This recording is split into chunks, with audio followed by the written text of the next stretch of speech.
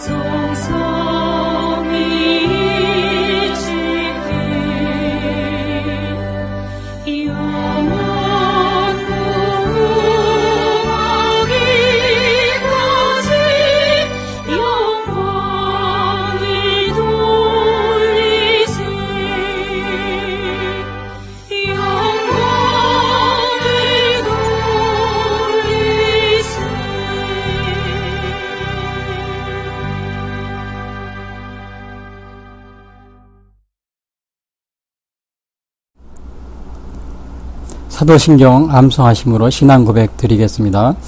전능하사 천지를 만드신 하나님 아버지를 내가 믿사오며 그 외아들 우리 주 예수 그리스도를 믿사오니 이는 성령으로 잉태하사 동정녀 마리아에게 나시고 본디오 빌라도에게 고난을 받으사 십자가에 못 박혀 죽으시고 장사한 지 사흘 만에 죽은 자 가운데서 다시 살아나시며 하늘에 오르사 전능하신 하나님 우편에 앉아 계시다가 저리로서 산 자와 죽은 자를 심판하러 오시리라. 성령을 믿사오며 거룩한 공회와 성도가 서로 교통하는 것과 죄를 사하여 주시는 것과 몸이 다시 사는 것과 영원히 사는 것을 믿사옵나이다. 아멘.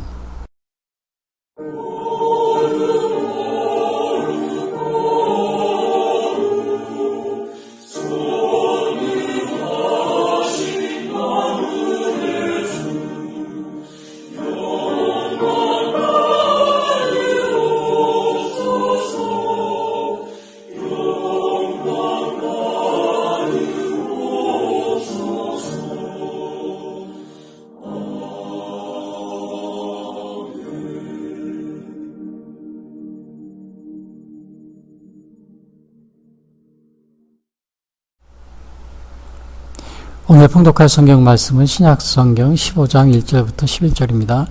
형제들아 내가 너희에게 전한 복음을 너희에게 알게 하노니 이는 너희가 받은 것이요 또 그 가운데 선 것이라. 너희가 만일 내가 전한 그 말을 굳게 지키고 헛되이 믿지 아니하였으면 그로 말미암아 구원을 받으리라.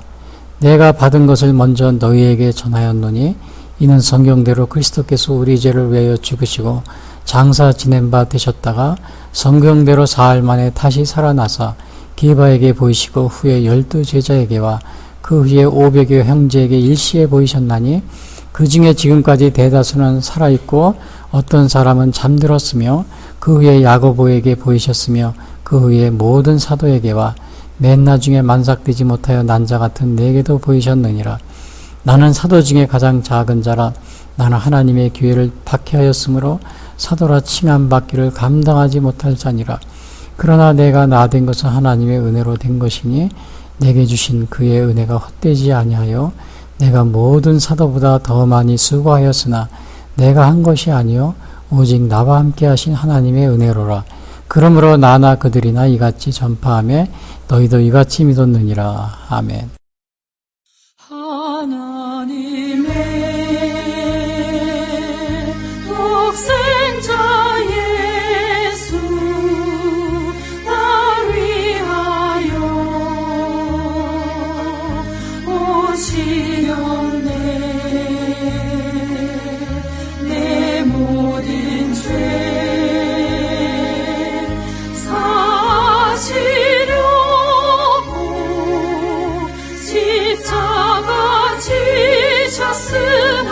다시 사셨네. 살아계신 주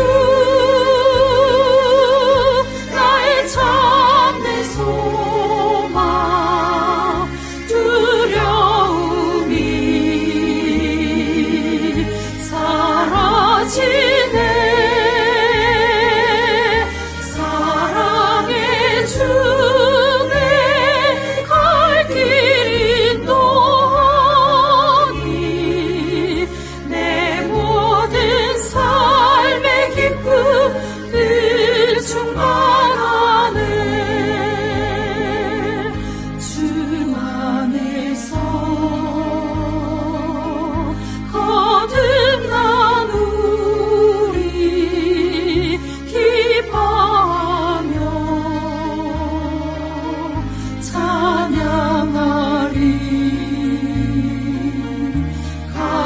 속에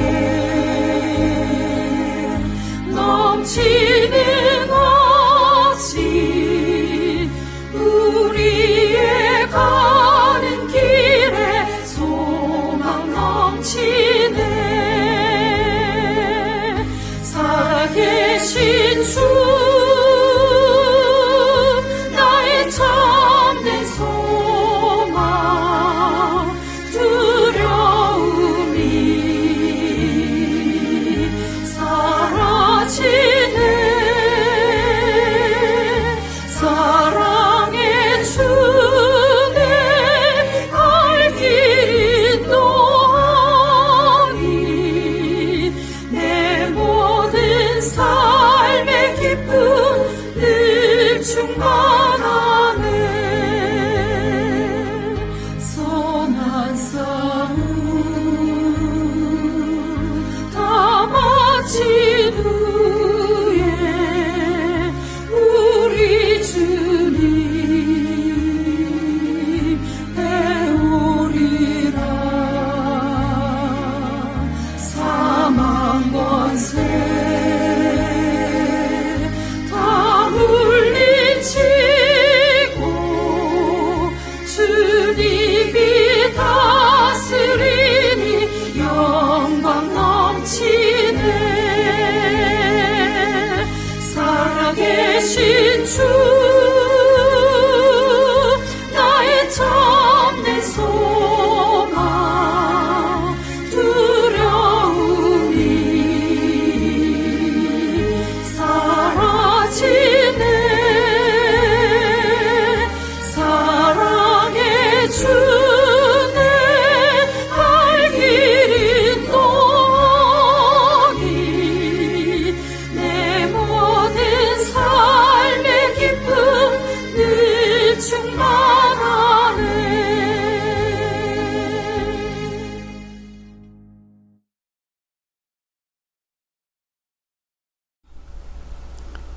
예, 오늘 전해드릴 말씀은 신약성경 고린도전서 15장 1절부터 11절 말씀 가지고 사도 바울이 증거하는 예수님 부활의 확실성이라는 제목으로 말씀드리겠습니다. 예, 4월 12일인 오늘은 부활절입니다. 사실 제가 오늘 부활절 날, 이 부활절 방송을 하기 전에요. 정말 우선 말씀드릴 것은 지금 코로나 바이러스 때문에 전 세계가 굉장히 지금 어려움을 겪고 있습니다. 특별히 부활주일인 오늘도 각 교회에서 예배를 드리지 못하고 아마 온라인으로 예배를 드리게 된 그런 상황인데요. 근데 이것이 우리나라뿐만 아니고 전 세계 동일하게 지금 이러한 일이 일어나고 있습니다. 그래서 아마 제가 볼 때도 교회는 가급적 이 예배 모임을 자제해서 자발적으로 전염병 예방에 동참하는 것이 중요하다고 보는데요.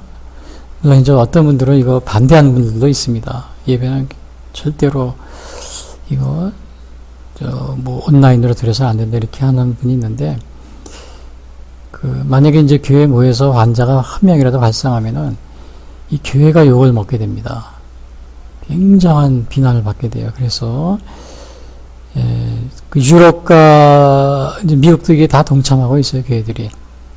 어제는 보니까 유럽의 영국의 주교는 영국 성공회에서는 이번 부활절 때 교회들이 가급적 모임을 온라인으로 드릴 것을 이렇게 권고하고 있는 것을 제가 봤는데요. 근데 이렇게 해도 일부에서는 이게 종교 탄압으로 보고, 미국도 그럽니다. 미국에서 어느 교회에서 끝까지 예배를 드리고 이거를 저항하는 교회가 있습니다. 이제 그런데 우리나라도 이제 물론 있고 그런데, 근데 이제 미국 상황하고 우리나라하고 좀 약간 상황이 다릅니다. 우리나라는 미국이나 유럽 같은 경우는 완전히 다른 모임이나라든지 아니면은 식당 그 다음에 클럽 이런 거, 바 이런 걸 다 금지했어요. 우리나라는 안 그랬거든요. 우리나라는 어제 목요일인가? 지난주 목요일쯤이 돼서야 서울시에서는 박원순 서울시장이 이제 클럽 모임 금지한다 이제 어제서 이렇게 발표하더라고요. 목요일쯤에.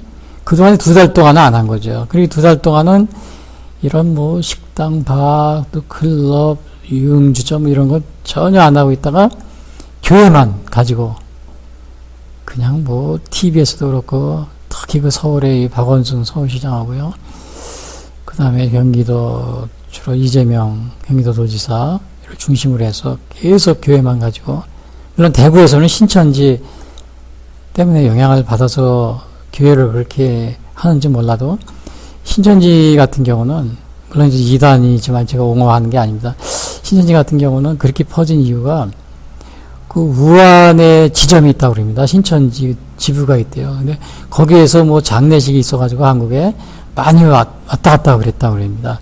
그래서 걸린 게 거기서 전염이 된 거죠. 근데 이것도 우리나라에서는 정부에서 이 초기에 이 중국 입국 금지 제한 조치를 안 했습니다.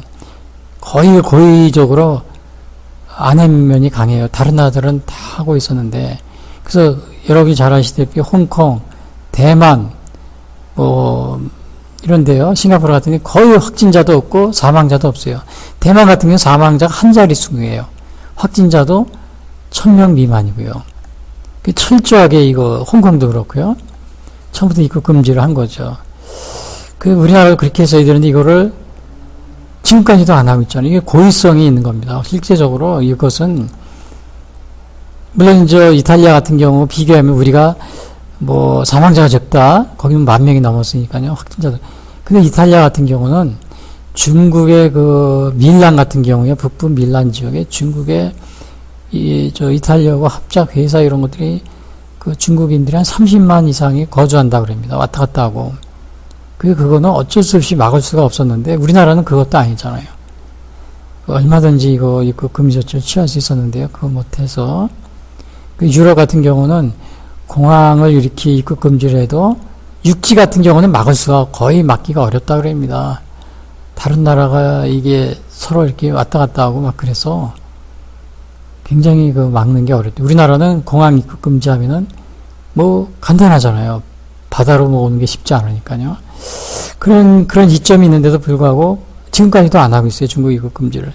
고의성이 굉장히 있다고 사람들이 생각하고 또 하나는 어떻게 보면 이 화생방 무기, 생화학 무기를 이 서울이나 부산, 대구 뭐 이런 데다 이거를 터뜨린 거나 마찬가지예요. 그거 막지 않았으니까요. 근데 열심히 막았는데 퍼졌다 그러면 어쩔 수 없어요. 근데 열심히 막지 않고 중국 입국 금지를 안 하고 막 퍼졌기 때문에 지금 사람들이 이거를 정부 이 지도자에 대해서 이렇게 좀 불신하고 굉장히 막 저항하고 그런 것 같아요. 이런 가운데 그렇게 했고 그 다음에 뭐 다른 데 얘기 분야 거의 이렇게 중지하지도 않고 뭐 식당이나 바 뭐 클럽 중지하지도 않고 교회만 가지고 뭐 신천지는 어쩔 수 없다고 그래요. 이단이지만 어쩔 수 없이 거기는 우한에서 중국에서 막 들락날락한 사람이 많았어요. 거기 뭐 지부가 있다 그래요. 근데 그것도 정부에서 초기에 1월 초에 막았으면은 신천지도 우한에서 오지 못하니까는 중국에서 오지 못하니까 아마 그것도 신천지도 크게 확대되지 않았을 거예요. 그 결국 1차적으로 정부 책임이 굉장히 큽니다. 지난번에 그 사랑의 교회 서울에 물론 이제 거기에서 지난 뭐 한 1년 동안 또 대통령 하약 뭐 예배 뭐 집회 인도하고 그래서 굉장히 이제 싫어하고 그래서 그런 면도 있겠죠. 그러니까 이제 박원순 서울시장 같은 경우는 여기를 그냥 집중적으로 예배 때마다 가서 일주일에 한 번 되는 예배를 가서 이렇게 이제 방송하고 뭐 TV 방송 나와서 막 그냥 그렇게 하고 그러는데 예배를 방해하고 그러는데 지난주에는 보니까 뭐 또 고소한다고 그러더라고요. 그래서 왜 고소하냐 그랬더니 사랑의 교회에서 보니까 다 지켰어요. 열심히. 소독도 하고 마스크도 쓰고 거리도 띄고. 근데 이제 경찰이 하는 얘기 보니까 이번에 또 고소한다. 그래서 왜 고소하냐 그랬더니 다 잘 지켰는데 설교자가 마스크를 안 쓰고 설교를 했대요. 그래서 고소한다고 그러더라고요. 제가 근데 그 전에 바로 제주 4.3 사건 모임이 있었잖아요. 정부에서. 거기 보니까 수많은 사람들이 모였어요. 제주에. 대통령도 가고요. 근데 대통령이 연설하는데 보니까 대통령도 마스크를 안 했더라고요. 이게 모순입니다, 이게. 아니, 선교자는 마스크 하기가 굉장히 어렵죠. 또 멀리 떨어져 있으니까 그 영향이 거의 없으니까 안 해도 되는 거죠. 근데 이 경찰이 또 고소했는데 설교자가 마스크를 안 해서 또 규칙을 안 지켰다. 또 이게 뭐예요? 이게 막 태클을 거는 겁니다. 이게 또 교회를 트집을 잡아서 고소하려고. 대통령은 제주사산도 그 전에 많은 사람이 모였더라고요. 이게 사실 모이면 안 되는 거죠. 근데 모이고도 대통령도 마스크를 안 했어요. 이거 하는데 보니까, 연설하는데 보니까. 그 대통령도 고소해야 되는데 이거는 또 고소 안 하더라고요. 그러니까 이게 굉장히 모순이 많아요. 이 교회 탄압으로밖에 빚을 수가 없는 겁니다. 이게 고의적으로 중국 입국도 안 하고, 그리고 다른 거는 중지를 안 시키는데 클럽이나 바나 이런 거 전혀 유흥주점 안 하는데 교회만 가지고 일요일마다 한 번 드린 거 그것도. 제가 요 그일 엊그제도 이렇게 거리로 나가보니까 뭐 식당에 바글바글 합니다. 그냥 그 쇼핑센터 쇼핑센터 가봤는데 사람들이 그냥 바글바글하고 2m 거리 뛰고 그런 사람도 없어요. 그 다음에 마스크 거의 다 안 하고요. 식당이니까 또 마스크 안 하겠죠. 근데 교회는 다 그 사랑이니까 2m 뛰고 마스크도 하고 그러는데 이걸 또 고소하도 하고 그러더라고요. 그러니까 이 경찰들이 서울시가, 박원 서울시장이 애초부터 이게 아주 교회를 탄압하려고 고의적으로 그러는 겁니다. 여러분, 이거 이렇게 하면 안 됩니다. 제가 이 부활절, 제가 들어가기 전 오늘 정말 코로나 바이러스가 굉장히 어려운데, 교회 탄압으로, 한국에서는 교회 탄압으로 비춰져서, 특히 서울 같은데 경기도고요. 제 마음이 정말 편치가 않습니다. 자, 오늘 이 사도 바울이 증거하는 예수님 부활의 확실성, 오늘 고린도전서 15장에 대해서 이 말씀을 드리려고 하는데, 대부분의 사람들은 이 부활에 대해서 이성과 과학에 맞지 않는다고 믿지 않으려고 합니다. 전혀 안 믿어요. 예, 과학적이지 않다. 이성에 모순된다.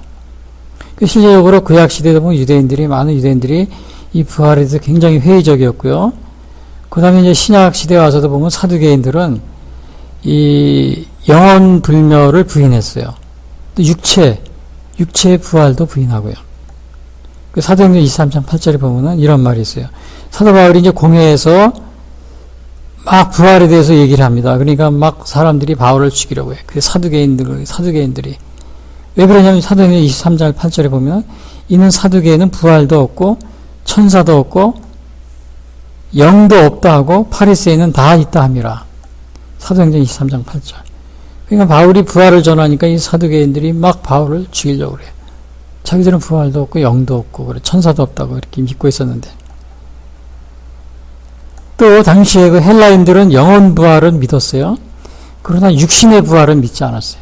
근데 오늘 사도 바울이 얘기한 거는 이 육체의 부활이거든요. 예수님의 육체의 부활. 영혼 부활은 믿었으나 육체의 부활은 안 믿었어요. 헬라 사람들은. 그 고린도 교회가 바로 고린도 지역에 이러한 영향을 받아서, 그러니까 자연히 고린도 교인들도 부활을 의심하게 됩니다. 그래서 오늘 사도 바울이 이 부활의 확실성에 대해서 예수님의 육체적 부활, 이것은 역사적인 사실이다. 확실성이라는 것은 역사적인 사실이다. 이것을 말하기 위해서 오늘 고린도서 15장 1절부터 11절 그 말을 제가 보게 된 겁니다. 물론 이제 15장 전체가 다 부활에 관한 거고요. 또 제가 전에는 지난해에는 제가 요한복음인가요? 요한복음의 부활에 관한 거요. 그다음에 누가복음, 복음서에도 나와 있잖아요. 근데 오늘의 좀 특이한 것은 그 예수님의 복음서에는 예수님 자신이 부활하셔서 제 아들을 만나고 이렇게 하신 얘기가 나오지만, 오늘 이것은 사도 바울이 부활에 대한 증언을 얘기하고 있는 겁니다. 부활에 대한 역사성, 부활에 대한 확실성. 제가 부활에 대한 역사성을 말하기 전에 1절, 2절에 보면 사도 바울이 자기가 전한 복음의 주 내용은 이 부활이다. 자기가 전한 복음이 예수님의 정육신과 죽음과 부활, 재림, 이것이라는 사실을 얘기해 주고 있어요. 1절, 2절에 보면 이런 말이 나옵니다. 1절, 2절에 보면 형제들아 내가 너희에게 전한 복음을 너희에게 알게 하노니 이제 바울이 전한 복음이요. 복음이 뭐냐? 이는 너희가 받은 것이요 그 가운데 선 것이라. 너희가 만일 내가 전한 그 말을 굳게 지키고 헛되이 믿지 아니하였으면 그럼 아니면 구원을 받으리라. 구원을 받는데 이것이 바울이 전한 복음. 이게 뭐냐면요. 여기서는 안 나와 있지만 바울이 전한 복음, 이것이 고린도전서, 고린도서, 로마서, 또 사도행전, 그 외에 바울의 서신들을 보면은 간단하게 나옵니다. 바울이 전한 게 뭐냐? 복음의 내용이 예수님의 성육신, 또 예수님의 죽음, 또 예수님의 부활, 예수님의 재림. 이거 다입니다. 바울이 전한 복음이 그 예수님의 성육신, 죽음, 부활, 재림. 이게 다예요. 바울은 그것만 열심히 전한 겁니다. 그래서 이제 사도행전 17장에 보면 아덴에서 예를 들면요. 아덴에서 이제 막 복음을 전합니다. 그 지역은 뭐 아레오 그레오 이제 거기서 철학자들하고 이제 막 바울이 쟁론하는 거죠. 그러니까 이제 그 철학자들이 막 얘기하니까 그 복음을 전합니다. 예수님의 성육신과 죽음과 부활과 재림을 전하니까 거기에 있는 그 철학자들이 뭐라 그러냐면 바울하고 막 말이 그냥 막 쟁론이 붙은 거예요. 쟁론이 붙었는데 바울도 물론 말을 잘하지만 그 사람들은 더 잘하겠죠. 그리고 나중에는 뭐라 그러냐, 이 말쟁이가 무슨 말을 하고자 하느냐? 혹은 이르되 이방 신들을 전하는 사람인가 보다 하니 이는 바울이 예수와 또 몸의 부활 전함을 인함이로라. 그러니까 여기에서 막 이 사람들이 바울 보러 말쟁이라고 그랬어요. 사도행전 17장 18절에 보면. 그리고 근데 왜 말쟁이라 그러냐면 또 뭐 이상한 걸 전한다 그랬는데 그 이유가 바울이 예수와 또 몸의 부활 전함을 인함이라. 그러니까 바울이 전한 건 뭐예요? 예수님의 부활, 예수님의 죽음, 부활, 이걸 전하기 때문에. 그러니까 사도 바울이 전한 복음의 내용은 바로 그겁니다. 예수님의 성육신, 죽음, 부활, 재림. 근데 이 복음을 믿으면 어떻게 돼요? 그로 말미암아 구원을 받으리라. 1절, 2절. 그러니까 바울이 전한 이 예수님의 성육신, 죽음, 부활, 재림, 이것을 믿으면은 사람들이 구원을 받는다. 이것이 바울이 전한 복음의 내용이었어요. 그 사람들이 이 부활을 믿겠어요? 안 믿겠어요? 믿을 리가 없는 겁니다. 여기서도 보니까 아덴에서 선교할 때도 보니까 그 말쟁이라고 그러면서 막 이제 바울을 핍박합니다. 그 당시에 사람들은 이 부활을 갖다 어떻게 의심하고 있었냐면요. 부활을 부인하는데 어떠한 소문이 많이 퍼졌냐면은 예수님이 실제로 죽은 것이 아니고 기절했다, 살아났다. 기절설이 있어요, 기절설. 그 무덤이 비어 있었는데 거기서 예수님이 비어 있다는 것은 예수님이 십자가에 달려 내려가서 거기서 죽으셨는데 무덤에 들어갔는데 거기서 다시 기절했다. 예수님이 실제로 죽은 것이 아니고 기절했다, 깨어나서 이렇게 정신을 차리고 보니까 무덤이래요. 그래서 자기가 예수님이 깨어나서 일어나가지고는 살아가지고는 돌문을 확 차고 나가서 간 것이다. 그래서 무덤이 비어 있는 것이다. 근데 여러분 보세요. 예수님이 나중에 군병들이 강도도 있었잖아요. 죽었는지 살았는지 다시 확인했다고 그래요. 확인하잖아요. 그 다리를 꺾는 데입니다, 보통. 이 다리를 꺾으면 피가 흘러서 더 이상 살 수가 없는 거죠. 우리도 보면은 그 군인들이 전투에서 보면은 적들을 막 쏴서 죽입니다. 그리고 꼭 그 지휘관이 그럽니다. 확인 사살을 다시 하라고 그래요. 확인 사살. 그래서 가가지고는 이제 아군들이 그 적의 시체에다 대고 또 다시 한번 확인 사살합니다. 총을 쏩니다. 그럼 더 이상 이제 이렇게 완전히 죽는 거죠. 왜냐하면은 어떤 사람은 쓰러져서 죽어 있는 것 같지만은 다시 이제 이렇게 깨어나서 사는 경우도 있거든요. 그러니까 꼭 확인 사살을 시키는데 그 확인 사살을 안 하면은 이 아군들이 뭣도 모르고 있다가 적들이 싹 일어나가지고 막 총을 쏴서 죽이는 경우가 있어요. 그래서 확인 사살을 시킨다 그럽니다. 저도 그 영화를 보다 보면 가끔 하다 보면 죽었는 줄 알고 있던 사람이 다시 싹 일어나서 총을 들고 다시 아군들을 죽이는 그런 게 많이 있습니다.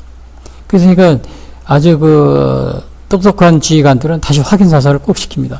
그러니까 예수님도 그냥 기절했다가 일어났다고 그러는 건데, 당시에 그 군인들이 그 강도들은 확인하기 위해서 다리를 꺾습니다. 근데 예수님한테는 다리를 꺾지 않고 그 옆구리에 창을 찔렀다고 그랬어요. 그래서 물과 피가 흘렀다고 그러잖아요.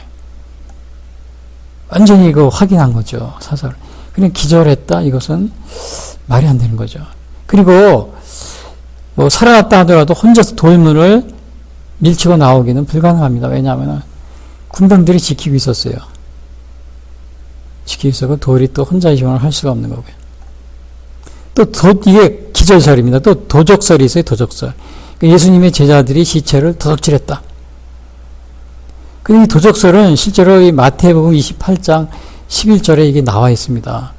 당시의 대제사장과 이 장로들은 예수님이 3일 만에 살아난다. 그러한 것이 죽기 전에도 많이 있었거든요. 그러니까는 이제 예수님이 빈 무덤이 되고 살아나셨다 그 얘기를 듣고 그 병사들이요, 경병 중에 몇 사람이 가서 대제사장들하고 장로들에게 얘기를 합니다. 진짜 시체가 없어진 거예요, 무덤에서. 그러니까 이게 큰일 났다 이거예요. 진짜 살아났다고 이제 살아난 거죠. 그러니까 병비들이 대제사장과 장로들한테 가서 이거 어떻게 합니까? 정말 무덤이 비어 있고 예수님이 진짜 살아난 것 같습니다. 그러니까 그 대제사장과 장로들이 군병들한테 돈을 줍니다. 돈을 주고서는 야 너희들 훔쳐간 것이라, 도둑질해 간 것이라고 그렇게 말을 하라. 그래서 그 소문이 지금까지도 번지어 있다고 그럽니다. 그것이 마태복음 28장 11절에 이런 말이 나와요. 여자들이 갈 때 병병중 몇이 성에 들어가 모든 된 일을 대제사장들에게 알리니, 그러니까 부활한 다음에요, 무덤이 비어있는 다음에 그들이 장로들과 함께 모여 의논하고 군인들에게 돈을 많이 주며 이르되 너희는 말하기를 그의 제자들이 함께 와서 우리가 잘 때 그를 도둑질하여 갔다 하라. 만일 이 말이 총독에게 들면 우리가 권하여 너희로 근심하지 않게 하리라 하니 군인들이 돈을 받고 가르친 대로 하였으니 이 말이 오늘날까지 유대인 가운데 두루 퍼지니라. 이게 도둑설, 성경에도 나와 있는 겁니다. 오늘날까지도 이게 퍼져 있대요. 또 그러니까 기절설이 있고 도둑설이 있고 이제 부활을 갖다 의심한 사례죠, 이게요. 또 착각설이 있어요. 이거는 뭐냐면 그 제자들이 예수님의 무덤으로 간 게 아니고 다른 사람의 무덤, 빈 무덤을 간 것이다. 착각한 것이다. 이게 착각설입니다. 근데 이것이 그게 착각설이 틀렸다는 이유가 되는 거는 이 목격한 사람들이 많은 여자들이 목격을 했고요. 제자들도 확인했고 또 유대 지도자들과 군인들도 그 사람들이 당시에 부활한 당시를 봤을 때는 이것이 거짓이라는 것을 알 수 있어요. 착각설도 이게 거짓이라는 걸 알 수 있죠. 또 환상설이 있습니다. 그냥 기절설, 도적설, 착각설, 환상설. 그 예수님이 부활한 것이 아니고 환상을 보고 착각을 했다. 부활했다고 이렇게 믿었다는 거, 그거를 말하는데요. 근데 만약에 환상을 봤다 그러면은 한 사람이 보고 환상이 봤다는 건 이해가 될 수 있겠지만, 그러나 예수님을 본 것이 한 사람이 아니고 수많은 사람들이 봤습니다. 그리고 그 의사인 누가도 직접 목격을 했어요. 확증을 합니다. 의사 누가복음에서. 그 의사는 의사 선생님은 좀 보는 눈이 좀 남다르잖아요. 근데 누가복음에서 누가는 예수님의 부활을 확증합니다. 의사인 누가가요. 그리고 그 무덤에는 시체가 정말 없었고 또 실제로는 사람이 만질 수도 있었습니다. 예수님을. 또 예수님이 육체를 가지고 있었고요. 또 생선도 잡수셨다고 그랬어요. 누가복음에 보면은. 이게 환상돼서 유령이 나타났다면 이게 그걸 볼 리가 없는, 그게 불가능한 일이죠. 생선도 잡수시고 사람이 만지기도 하고. 도마 같은 경우는 예수님이 뭐라 그랬어요? 내 옆구리에 의심하니까 내 옆구리에 넣어봐라. 내 상처 난 곳에. 군병들이 찔렀잖아요, 옆구리를. 그것까지도 만지고 그랬어요. 이 환상설은 거짓이라는 걸 알 수 있죠. 또 하나는 보면 신화설이 있습니다.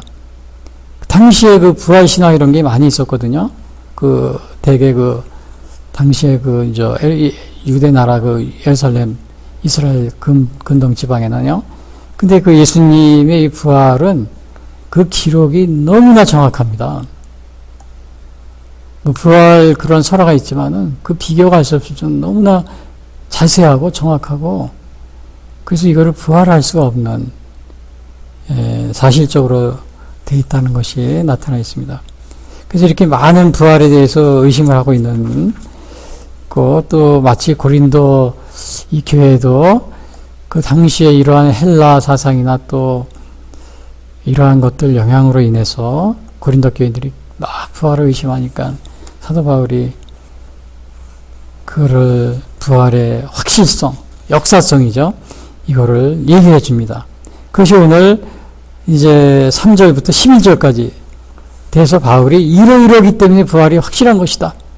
세 가지를 거기서 요약을 해볼 수가 있어요. 그 첫 번째가 뭐냐면은, 첫 번째, 그 여기의 부활은 이 예수님의 탄생과 죽음과 부활은 성경에 이미 예언되어 온 사실이다. 예. 그것이 3절 4절에 나와 있어요. 내가 받은 것을 먼저 너희에게 전하였노니 이는 성경대로 그리스도께서 우리의 죄를 위하여 죽으시고 장사 지낸 바 되셨다가 성경대로 사흘 만에 다시 살아나시사. 성경대로라는 말이 있잖아요. 그러니까 성경에 이미 예언이 되어 있다는 겁니다. 예수님의 부활, 죽음, 이런 것들이.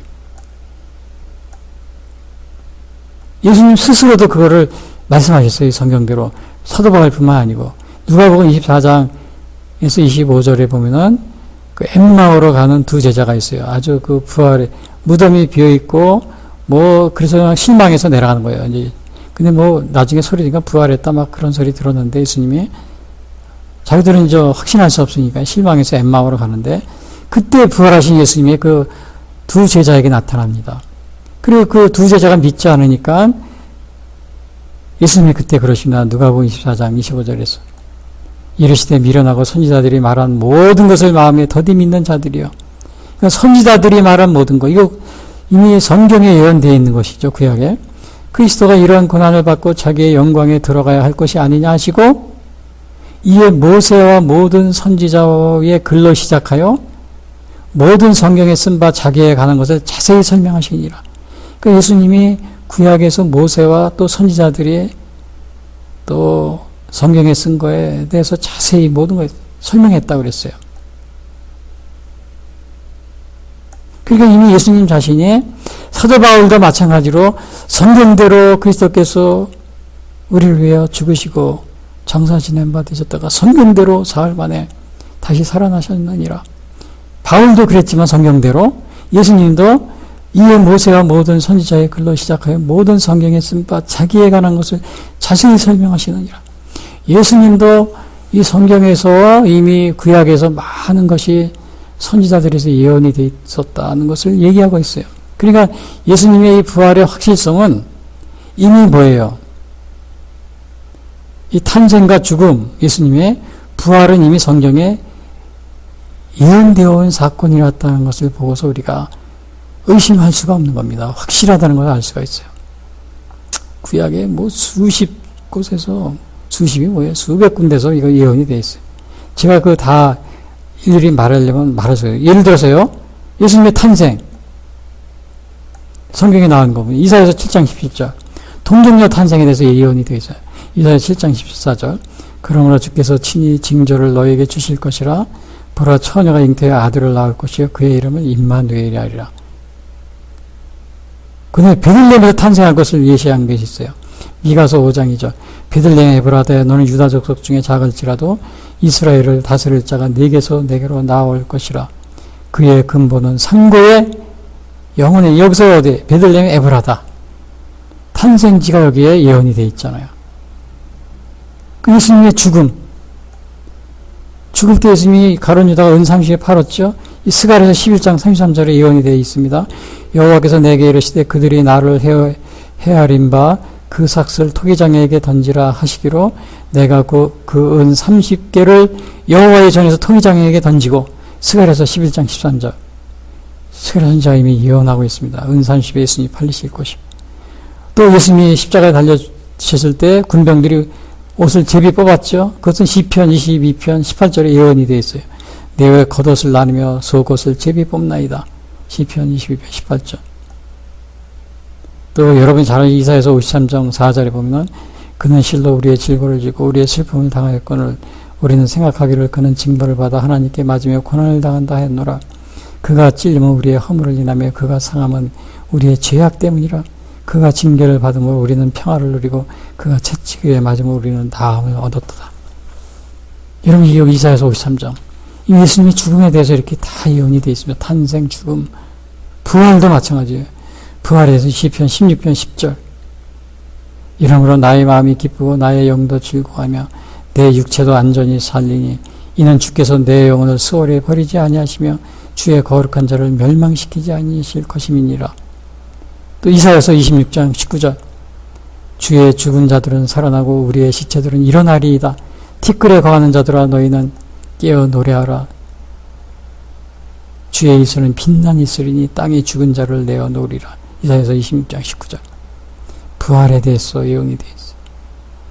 재림 다니엘서 12장 땅의 티끌 가운데서 자는 자 중에서 많은 사람이 깨어나 영생을 받는 자도 있겠고 수치를 당하여서 영원히 부끄러움을 당할 자도 있을 것입니다. 예수님의 재림도 재림 시에 이 죽은 자가 깨어나는 것 이것에 대해서 다니엘서 12장에 예언이 되어 있습니다. 그러니까 이렇게 성경에 다 예언이 되어 있다 이겁니다. 그러니까 바울이 그러는 거예요. 너희들 이것을 왜 의심하느냐 고린도 교인들아 성경에 예언이 되어 있다. 예수님도 성경에 예언이 되어 있다는 것을 말하고 있어요.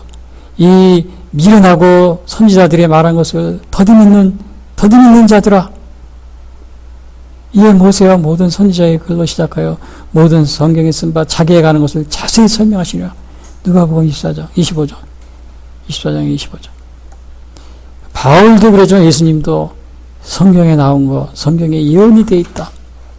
또 우리가 그것을 여기서 보면 알 수 있잖아요. 그리고 두 번째로 바울이 야 성경에 성경대로 성경에 예언이 되어 있다. 그러니까 부활은 확실한 거야. 왜 의심하느냐?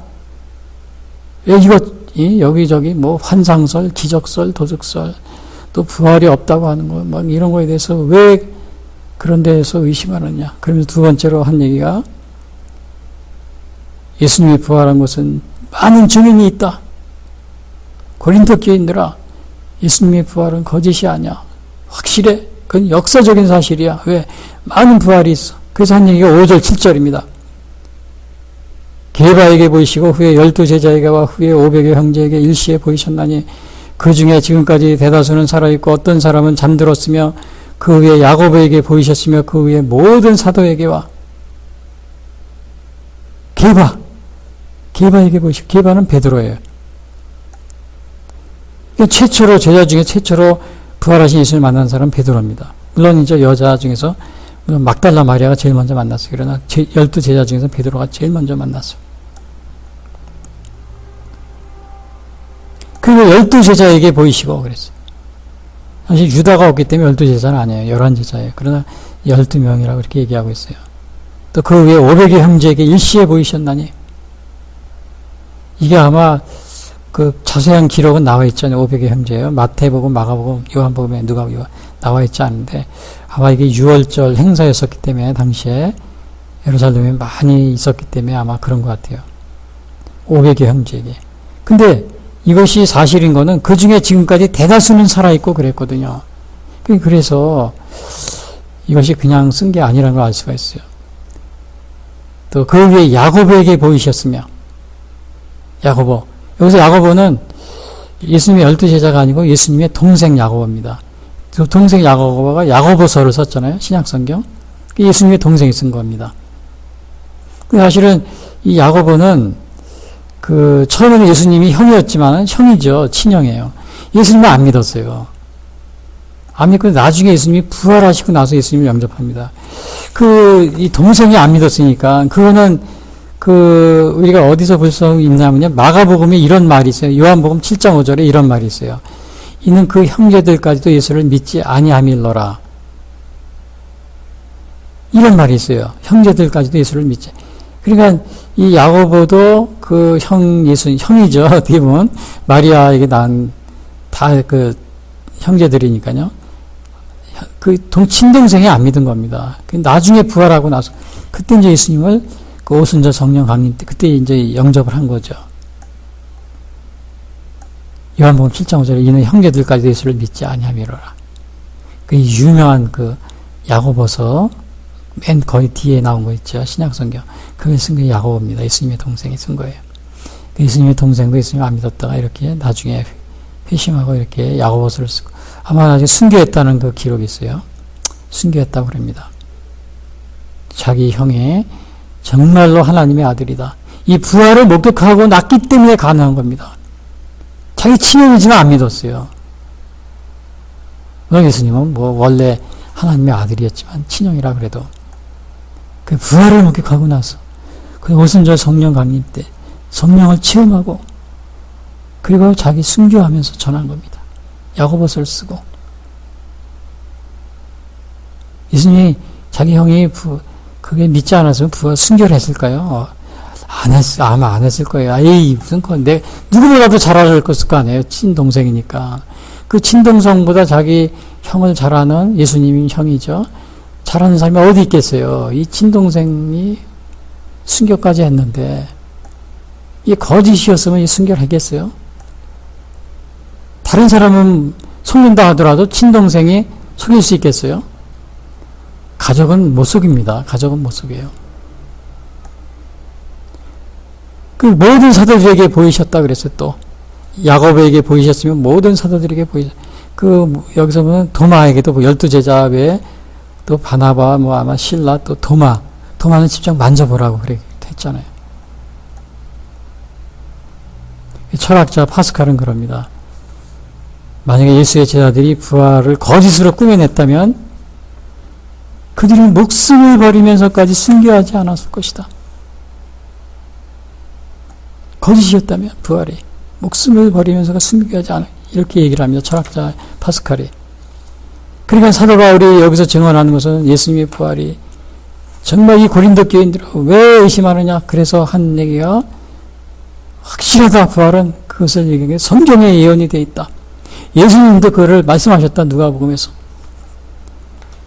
그리고 수많은 증인이 있다. 게바에게 보이시고 12제자에게 보이시고 후에 500의 형제에게 보이시고 그 중에 대다수는 살아있고 또 그 외에 야곱에게 보이셨고 그 외에 모든 사도에게 보이셨고 또 마지막에 사도 바울이 그럽니다. 나도 직접 봤다. 나도. 사도 바울 자신이 직접 봤다고 이걸. 그러므로 부활은 확실한 거야. 이 고린도 교인들아 의심하지 마라. 8절에 보면 이런 말이죠. 맨 나중에 만삭되지 못하여 난 자 같은 내게도 보이셨느니라. 여기서 만삭되지 못하였다. 사도 바울은 자기를 만삭되지 못하였다고 그랬어요. 그렇다고 해서 진짜로 8개월, 9개월 만에 태어났다는 그러한 것이 아니고 처음에 사도 바울은 예수님을 핍박했잖아요. 막 잡으러 다니고 주님을 잘 모르고 있었을 때 제자가 되었다. 아마 그런 얘기 그걸 나타낸 것 같아요. 만삭되지 못하여 자 같은 내게도 보이셨느니라. 언제 보았느냐? 사도 바울이 보였습니까? 다메섹 도상에서 사도행전 9장 5절 이렇게 나옵니다. 사도 바울이 주의 제자에게 대해 여전히 설기가 의역과 동등하여 대성들에게 가서 다메섹 여러 회당에 가서 공문을 청하니 그래서 이제 막 하는데 호련히 하늘로부터 빛이 쫙 비친 겁니다. 그 땅에 엎드려져 가지고 소리를 들은 거예요. 그러니까 소리가 뭐냐면 사울아 사울아 네가 어찌 나를 핍박하느냐 이걸 들은 거예요. 그 사도 바울이 누굽니까? 깜짝 놀랐겠죠. 다메섹 도상에서. 그러니까 나는 네가 박해하는 예수다. 그 너는 일어나 시내로 가서 아나니아 그때 아나니아가 있었어요. 아나니아를 만나라. 너를 기다리는 자가 있을 것이다. 근데 같이 가던 사람이 있어요. 동행자들은 소리만 듣고 보질 못했다고 그랬어요. 아무것도 보지 못하고. 사울은 땅에 엎드려졌어요. 근데 이것이 사울이 만난 것이 이게 거짓인 것 그냥 환상 본 게 아니냐? 이렇게 말할 수도 있을 수 있어요. 사람이 살다 보면 그럴 수도 있잖아요. 갑자기 기절할 수도 있고, 쓰러졌다 일어날 수도 있고. 근데 이것이 거짓이 아니라는 거는 그 동행했던 사람이 있었어요. 그 사람들도 소리만 듣고 그 7절에 이런 말이 나옵니다. 사도행전 9장 7절. 그 5절에 보면은 호련히 하늘로부터 빛이 그를 들러 비치는지라 땅에 엎드러짐에 7절에 같이 가던 사람들은 소리만 듣고 아무도 보지 못하여 말을 못하고 서 있더라. 그리고 이제 바울이 눈은 떴으나 보지 못했다고 그랬어요. 여러분, 이 보지 못하는 게 그냥 되는 게 아닙니다, 이게. 이런, 정말 보지 못했어요. 그러니까 사람이 옆에 있던 사람, 동행했던 사람들이 부축했다고 그랬어요. 그 눈을 떴으나 아무것도 보지 못하고 사람의 손에 끌려 담에서 끌어 들어가서 8절이요. 사흘 동안 보지 못하고 먹지도 마시도 아니하니라. 그러니까 먹지도 못하고 마시지도 못한 겁니다. 근데 여기까지 하다가 다시 눈을 떴다, 봤다. 그러면 또 사람들이 에이, 그거 뭐 순간적으로 그럴 수도 있을 거야. 그럴 수도 있어요. 근데 예수님이 뭐라 그랬냐면 5절에 대답하여 주여 누구시니까 나는 내가 핍박하는 예수라. 너는 일어나 시내로 들어가라. 내가 행할 것을 내게 이를 자가 있느니라.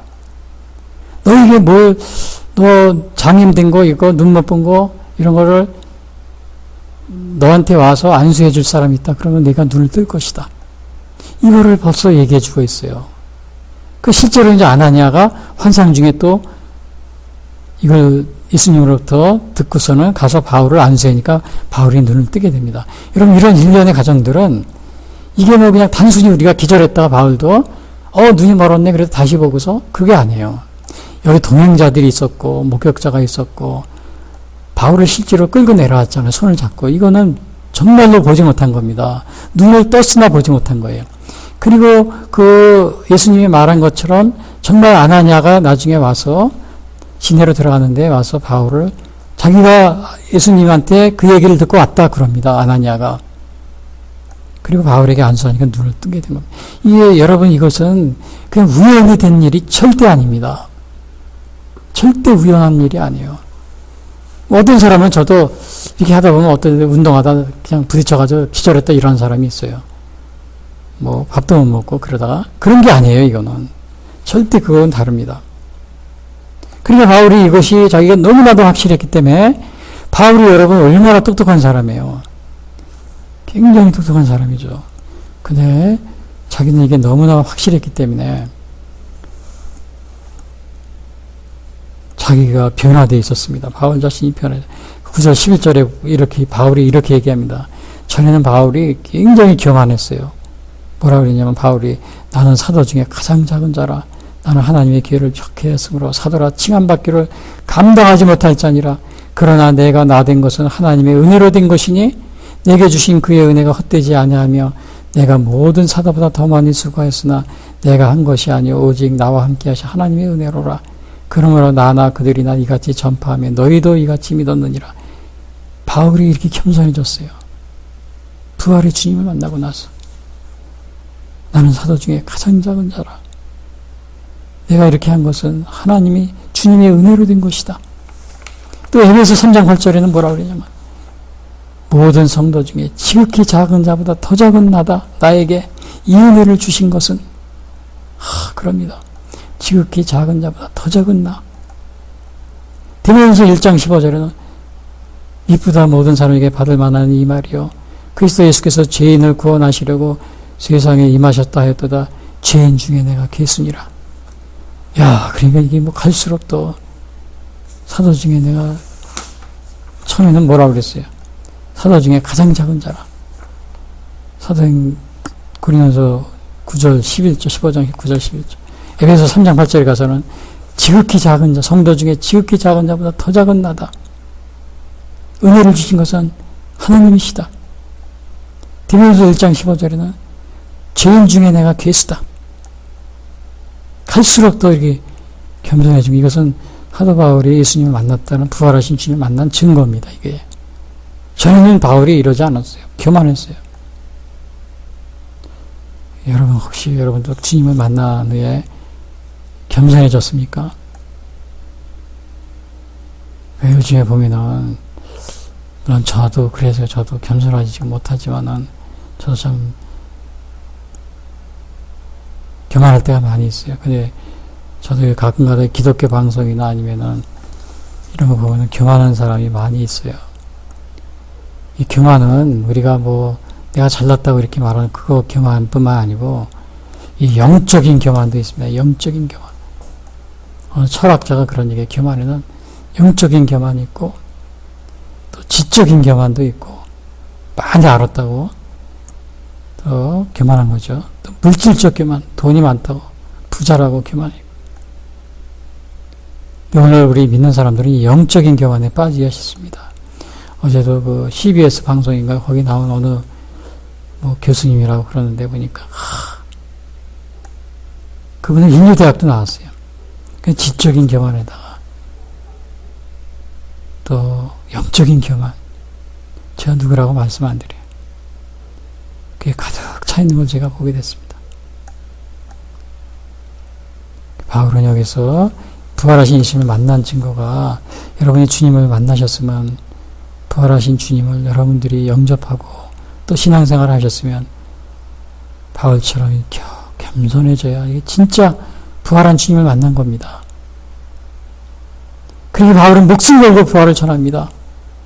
아덴에서 그가 사도행전 17장 아덴에서 설교를 합니다. 그러니까 거기에 있던 철학자들이 그럽니다. 이 말장이가 무슨 말을 하고 저러냐. 근데 바울은 전한 거 거기서 딱 한 가지. 예수님의 십자가 부활. 사도행전 17장에 그럽니다. 저희가 죽은 자의 부활을 듣고 혹은 기롱도 하고 혹은 이 일에 대하여 네 말을 다시 듣겠다 하니. 또 바울은 공회에 이제 잡혀갔어요. 잡혀갔는데 이제 막 유대인들이 잡아서 이 공회에다 막 세웠습니다. 그때 바울이 거기서 전한 것도 뭐라 그랬냐면 부활입니다. 죽은 예수님의 죽음과 부활. 그게 이제 사도행전 23장에 나옵니다.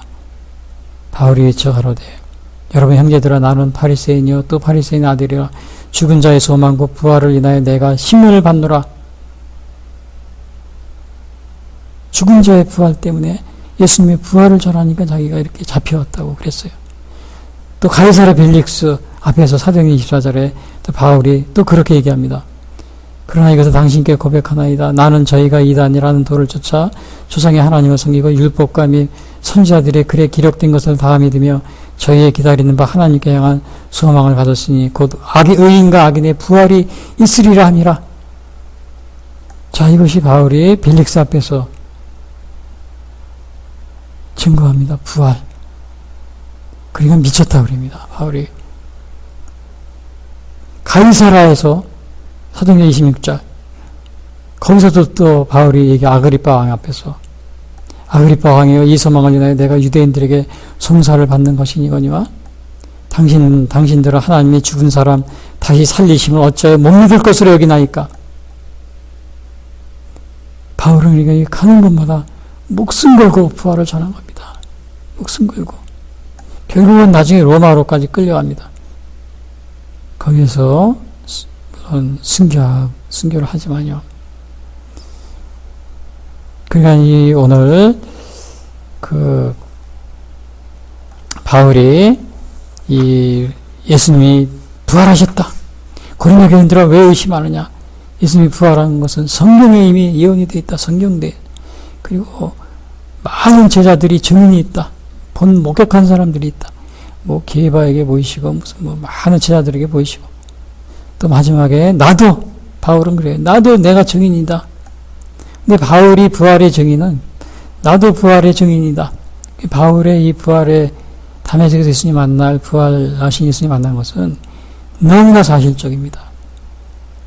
객관적인 증거들이 너무나 많이 있어요. 나중에 순교까지 했잖아요. 여러분 부활의 주님도 만난 적이 있습니까? 여러분도 부활의 주님을 만났다면 여러분이 이 사도 바울처럼 겸손하고 있으면 겸손해졌습니까? 나는 사도 중에 가장 작은 자다. 지극히 작은 자보다 더 작은 나다. 죄인 중에 내가 개수다. 여러분 이렇게 겸손해졌습니까? 그렇지 못하면 여러분 부활의 주님을 만나지 못한 겁니다. 영적인 교만, 직적인 교만, 또 물질적인 교만, 여러분이 빠져있다면 부활의 주님을 만나지 못한 겁니다.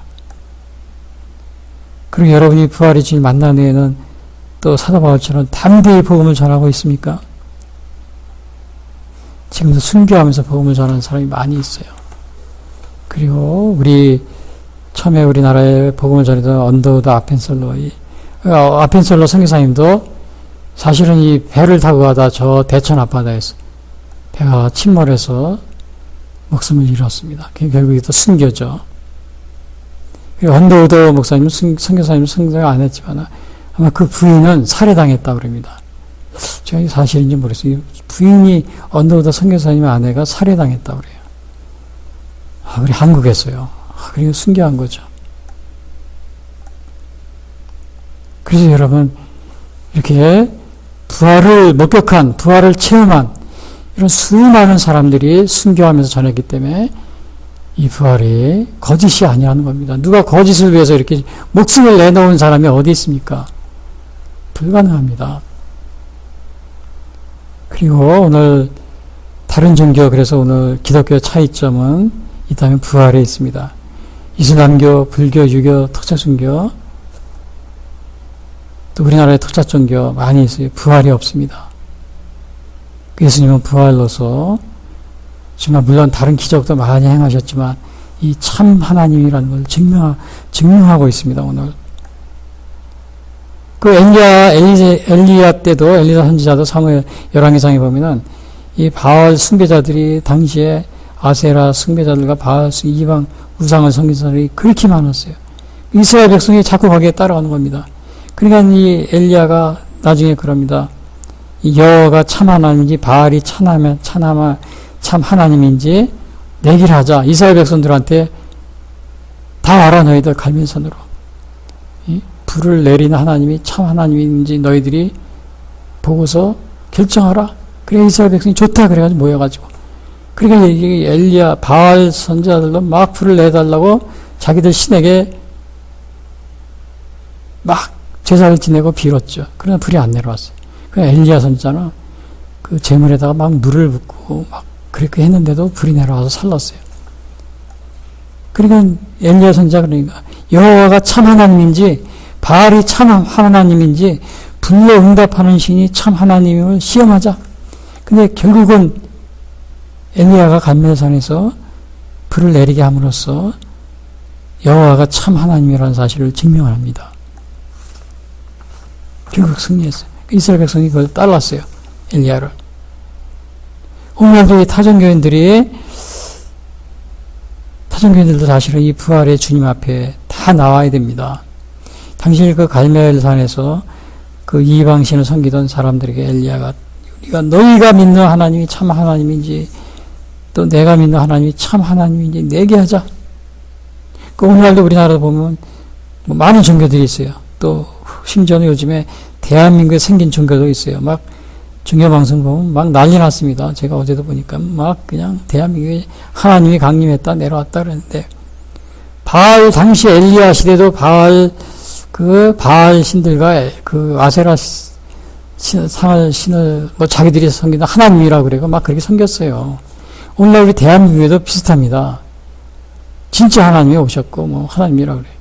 근데 대결했어요. 불 내려오는 거 엘리야 때. 바알 숭배자들이 불을 내렸습니까? 못 내렸어요. 참 하나님을 증거했어요. 오늘날 뭐 한국에 있는 많은 뭐 종교들이 하나님 뭐 왔다 그러고 하나님 섬긴다 그러는데 그게 참 하나님인지 우리 기독교의 하나님이 참 하나님인지 뭘로 알 수 있어요? 이 부활의 하나님으로 알 수 있는 겁니다. 부활.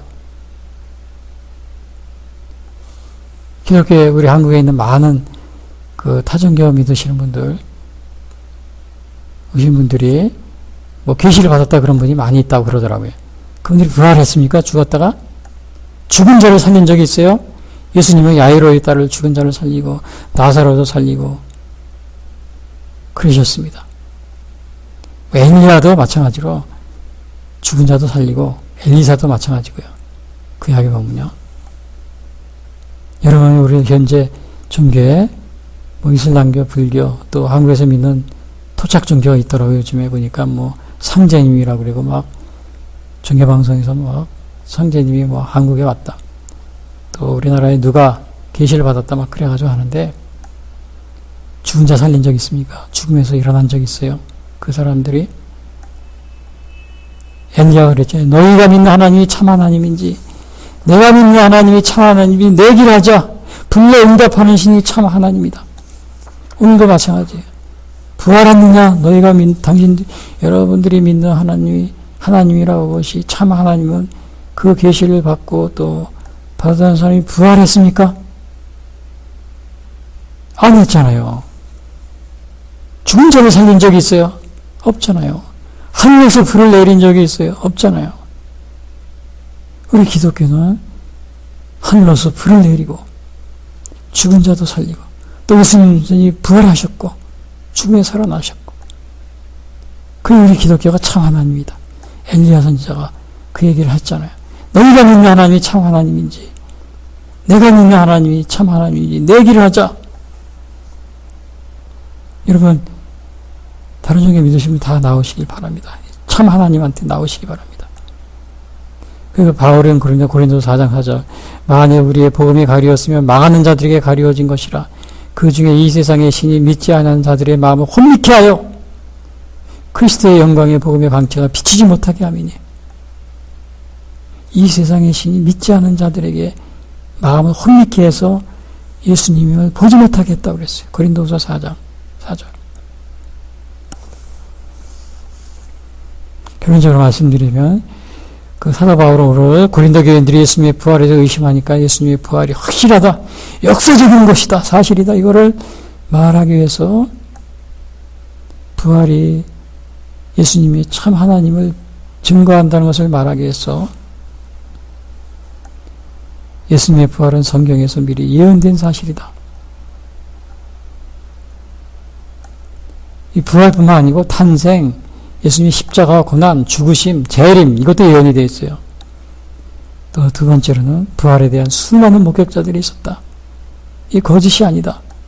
막달라 마리아도 보았고 베드로도 봤고 예수님의 12제자도 봤고 500의 형제가 일시에 보았고 엠마오 도상의 두 제자가 보았고 또 7제자에게 나타났고 예수님의 동생 야고보도 보았고 그리고 사도 바울은 바울 자신이 이 부활한 주님을 직접 내가 목격을 했다. 나는 체험을 했다. 다메섹 도상에서. 이것은 거짓이 아닌 게 그 옆에 동행자들이 있었고 또 아나니아가 그 주님의 말씀처럼 와서 나에게 안수를 하니까 눈을 뜨게 되었다. 이건 틀림없는 부활의 사실을 증거하고 있는 겁니다. 그러니까 그 바울에게 나타났던 이 부활의 예수님은 공개적인 그 옆에 증인이 있었어요.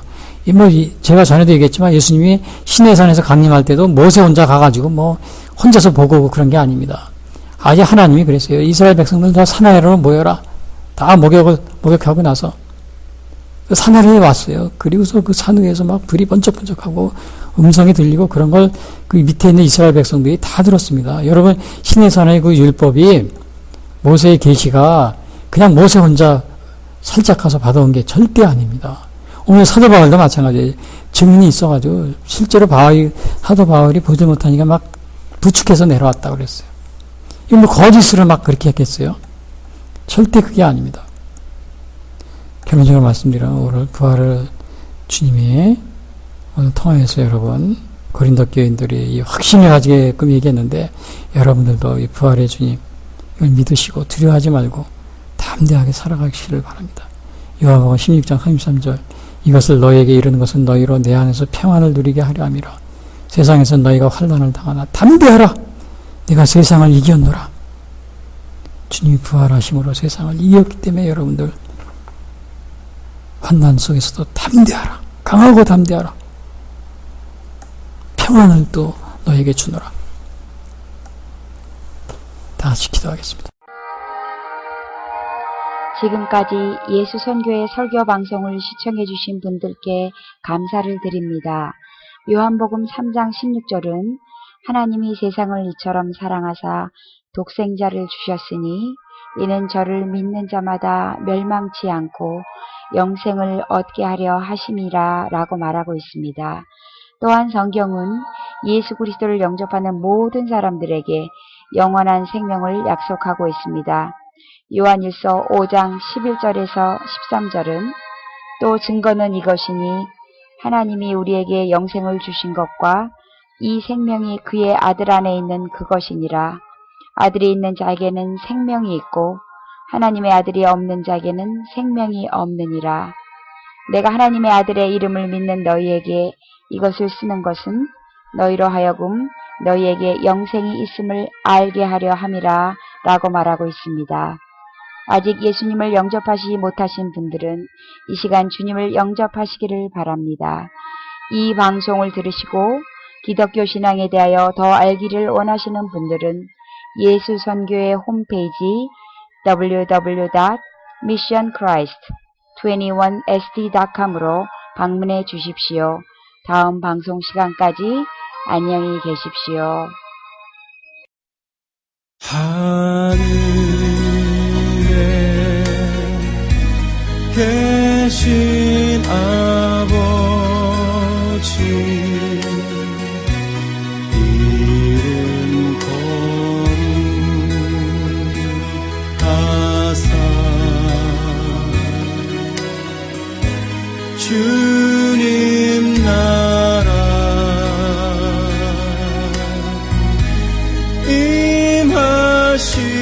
임하시고 뜻이 이루어지리라.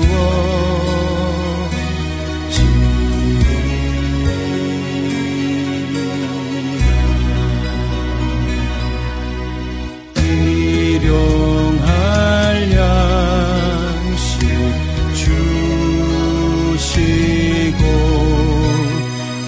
우리들의 큰 죄 다 용서하옵시고 또 시험에 들게 마시고 악에서 구원하소서.